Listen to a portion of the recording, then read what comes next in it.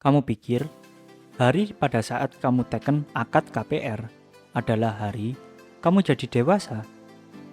Padahal bisa jadi itu adalah hari kamu jual masa depanmu ke bank. Kamu bangga bisa beli rumah lewat KPR.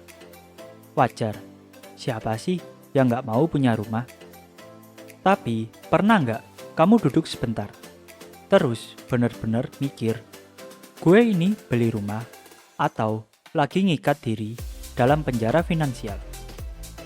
Karena banyak yang berpikir mereka beli aset.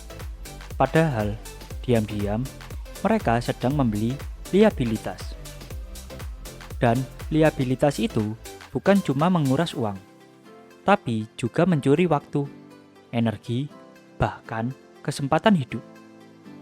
Di video ini kita akan bedah realita KPR dengan brutal dan tanpa filter. Siap? Pegang kalkulator kamu, siapkan nyali juga. Coba jujur deh, kamu pengen punya rumah karena apa? Karena pengen mandiri? Karena capek ngontrak? Atau karena malu kalau kamu belum punya rumah sebelum umur 30? Masalahnya, banyak orang membeli rumah bukan karena siap, tapi karena takut tertinggal. Takut dikatain gagal, takut dicap belum mapan. Ini bukan cuma soal rumah, ini soal validasi sosial. Dan itulah jebakan pertamanya, yaitu emosi. Bank nggak akan nanya kamu siap atau enggak. Developer juga nggak peduli kamu punya dana darurat atau enggak. Selama kamu bisa setor DP dan tanda tangan, selesai. Tapi kamu yang harus hidup 20 tahun dengan itu. Dengan cicilan, dengan tekanan, dengan kerja lembur karena takut telat bayar. Jadi pertanyaannya sesungguhnya adalah, kamu lagi beli rumah atau beli eksistensi? Sekarang kita mulai hitung-hitungan. Dan jangan bosan dulu. Karena ini bukan matematika. Ini nyawa finansial kamu. Kamu ambil rumah KPR, harganya 500 juta. Dengan DP 20% yaitu 100 juta. Sisa KPR-nya adalah 400 juta. Kamu ambil tenor 20 tahun dengan bunga 7% per tahun flat. Kelihatan ringan. Cicilannya sekitar 3,8 juta per bulan. Tapi, yuk hitung. Total yang kamu bayarkan adalah 3,8 juta dikali 12 bulan dikali 20 tahun. Totalnya 912 juta. Belum lagi DP 100 juta. Total keseluruhannya adalah 1,12 miliar. Beli rumah 500 juta, bayar 2 kali lipat. Selamat, kamu baru saja membeli rumah 500 juta dengan harga 1 miliar. Dan itu belum termasuk biaya notaris yang harganya 5 hingga 10 juta. Biaya administrasi bank yaitu 2 hingga 5 juta. Belum lagi asuransi jiwa plus properti. Sekitar 2 hingga 3 juta per tahun. Belum lagi pajak beli rumah atau BPHTB. Kurang lebih 5% dari NJOP. Biaya renovasi karena rumah subsidi sering bocor, retak, dan banjir.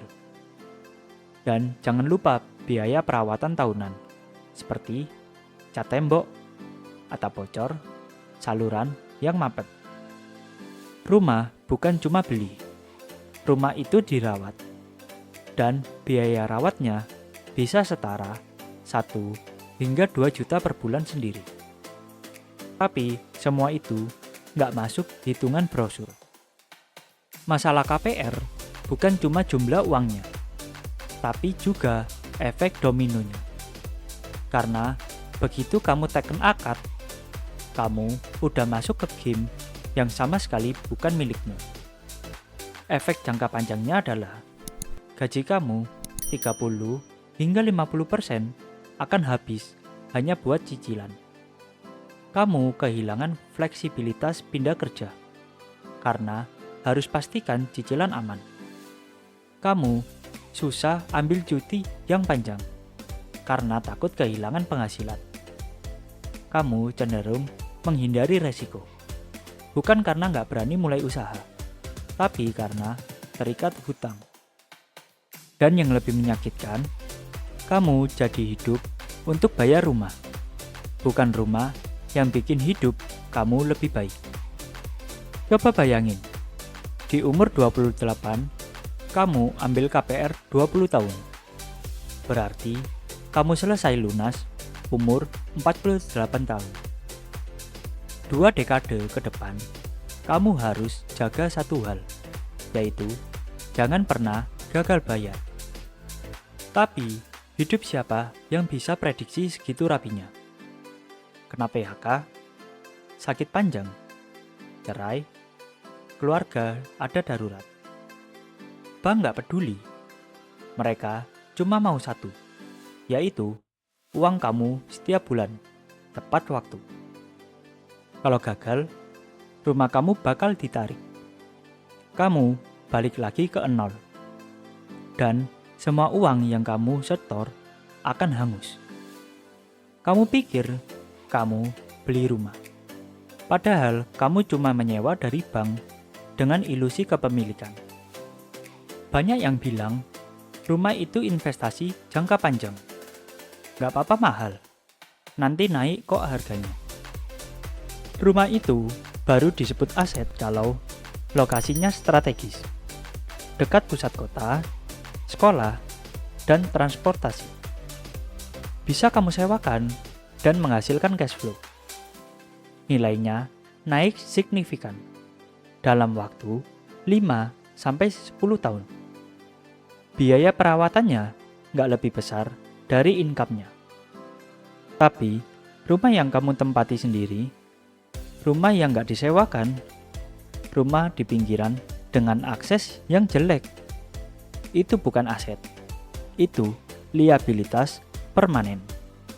Jangan salah, kamu bukan beli rumah. Kamu beli gaya hidup, beli gengsi, beli kewajiban jangka panjang yang harus kamu bayar. Bahkan saat kamu nggak sanggup. Dan kalau kamu kira harga properti selalu naik, lihat aja kompleks yang oversupply. Harganya bisa stagnan bertahun-tahun, bahkan turun. Kamu pikir kamu punya harta, tapi ternyata kamu cuma punya beban yang dicicil. Gue nggak bilang KPR itu jahat. KPR itu alat, kayak pisau. Bisa buat masak, bisa buat bunuh diri. Jadi, kapan waktu yang tepat buat ambil KPR? Kamu harus punya checklist yang realistis seperti ini. Gaji bersih kamu minimal 3 kali cicilan KPR. Dana darurat minimal 6 bulan pengeluaran. Punya asuransi kesehatan dan jiwa. Tidak punya cicilan konsumtif yang lain. Sudah investasi rutin setiap bulan. Sudah siap dengan resiko kehilangan penghasilan. Bisa bayar DP 30% atau lebih, biar cicilannya ringan. Rumah berada di lokasi dengan potensi naik nilai. Kalau belum, tunda. Sewa rumah murah sambil nabung atau investasi. Kumpulin DP lebih besar, biar bunga lebih kecil. Karena lebih baik sabar sekarang daripada sesal seumur hidup. Rumah itu penting, tapi gak semua rumah layak kamu beli. Dan yang lebih penting dari rumah adalah punya kebebasan untuk hidup. Sebelum kamu teken akad KPR, tanyakan dulu ke diri sendiri. Apakah ini langkah maju? Atau hanya jalan licin yang dibungkus dengan harapan. Karena rumah bisa dicari kapanpun. Tapi hidup yang hilang karena salah keputusan gak bisa dibeli kembali. Like video ini kalau kamu belajar sesuatu. Share ke teman kamu yang lagi mikir ambil KPR. Dan tulis di kolom komentar, menurut kamu beli rumah KPR itu solusi atau jebakan? Sampai jumpa di video berikutnya.